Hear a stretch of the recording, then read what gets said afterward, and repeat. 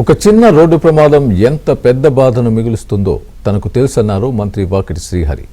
ఆనాడు పూణే నుంచి వస్తూ ఉంటే తనకు ప్రమాదం జరిగిందని, దాని కారణంగా ఇండియాకు క్రికెటర్ అయ్యే అవకాశం కోల్పోయానని ఆవేదన వ్యక్తం చేశారు. రోడ్డు భద్రతా ప్రమాణాలు పాటించాలని, లేకుంటే ఎన్నో అనర్థాలు జరుగుతాయన్నారు. తన జీవితంలో జరిగిన విషయాలను వివరించారు. రోడ్డు భద్రత అందరి బాధ్యతని విద్యార్థులకు వివరించారు.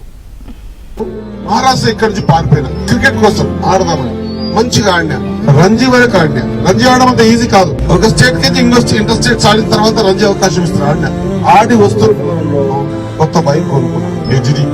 అప్పుడు హెచ్డి జావాలు ఆ హెచ్డి తీసుకుంటున్నప్పుడు ఇక్కడ మా తెలంగాణలో ఉండేవి కాదు, మహారాష్ట్రలో ఉండేవి. అక్కడి నుంచి తెచ్చుకుందాం హెచ్డి తెస్తున్నప్పుడు పూణే దగ్గర నాకు యాక్సిడెంట్ అయ్యింది. అప్పటికి నేను రంజీ ఆడినా. నాకు మహారాష్ట్ర గవర్నమెంట్ జాబ్ వచ్చింది. జాబ్ చేసుకుంటూ, జాబ్ ఓన్లీ ఫార్మాలిటీ జాబ్ చేసుకుంటూ రంజీ ప్రాక్టీస్ చేసుకోవచ్చు. Shivaji stadium, Brabourne stadium.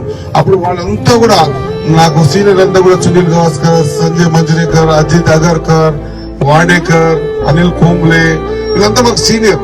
అప్పుడు వాళ్ళ చూసి భయపడేది. ఒక 2 years వాళ్ళతో సమానంగా ఆడేంత కెపాసిటీ ఉండేది నాకు. నేను ఫస్ట్ ఫేజ్ బౌలర్ ని. ఆ చిన్న ఇన్సిడెంట్, నేను బౌలర్ మా ఊరు మొత్తానికి వస్తా ఉంటే మధ్యలో పూణే దగ్గర యాక్సిడెంట్ అయితే, ఆ రోజు జరిగిన యాక్సిడెంట్ ద్వారా నా లైఫ్ డ్రీమ్ అనే క్రికెట్ కోల్పోయాను. నా లైఫ్ డ్రీమ్ క్రికెట్ కోల్పోయాను. నాకు సర్వైకల్ స్పైన్ లో చిన్న వేట్ దెబ్బతిన్నది. ఆడలేకపోయినా. నేను దాదాపు 10 years ఏడ్చిన. ఏడిస్తే రాలేదు, తూడిస్తే రాలేదు. అది నా మిస్టేక్ కాదు. కానీ ఎద్దుతోడు చేసే మిస్టేక్ కూడా నేను కింద పడిపోయి నా చేతులు 2 పనిచేయి.